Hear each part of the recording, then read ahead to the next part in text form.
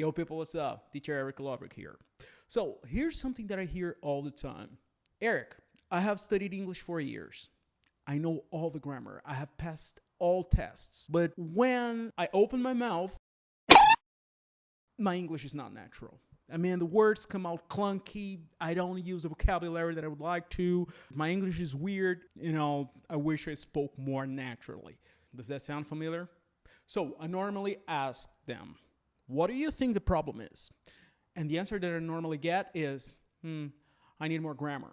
Or I don't have enough vocabulary. To which I answer no.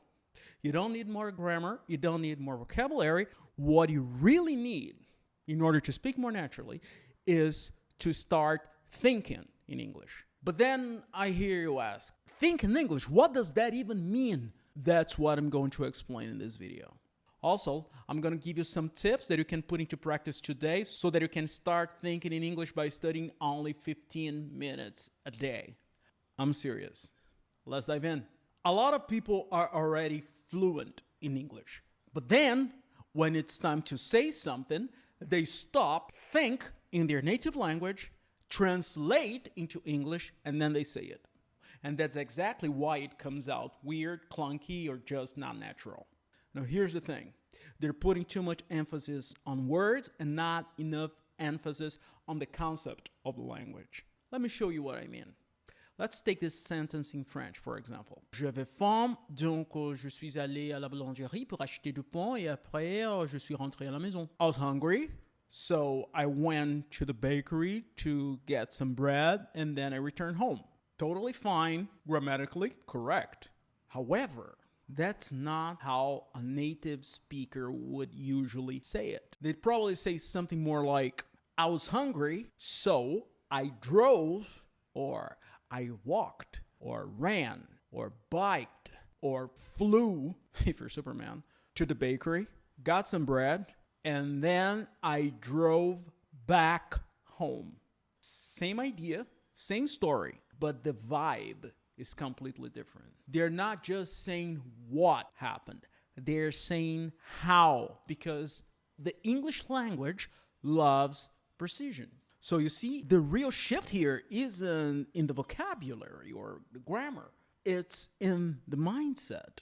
And that is what I call thinking in English. Because I'm not teaching you anything new. I'm not teaching you new vocabulary.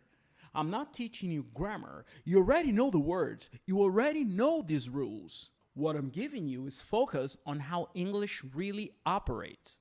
And when you start thinking like this, your communication gets sharper, faster, and more natural. Now, the good news is that thinking in English is not a talent, it's not a superpower, it is practice. Now, let me give you something practical you can do right away. It's a ChatGPT prompt for you to practice thinking in English using storytelling. You can do this in 15 minutes a day and will completely change on how natural your English sounds. Let's go. Here's how it works. Copy the prompt, paste it into ChatGPT.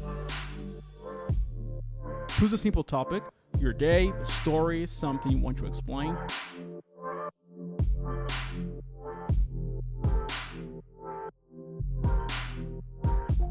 And ChatGPT will correct it. Not just for grammar and typos, but to make it sound more natural, to make it sound more precise. It rewrites your sentence the way a native would say it. You start seeing which words you could be using and what constructions sound more fluent. Then, read it out loud. Yesterday, I was hungry and didn't have any food at home, so I rode my bike to the bakery. Yesterday, I was hungry and didn't have any food at home, so I rode my bike to the bakery. Do this 5 times a week for a month and watch your English completely shift gears. So what do you think? Does this make sense to you? Let me know in the comments. Also, let me know what topic you would like me to cover next. Don't forget to like, subscribe, and share this with somebody who needs to hear this. All right? See you in the next one. Cheers.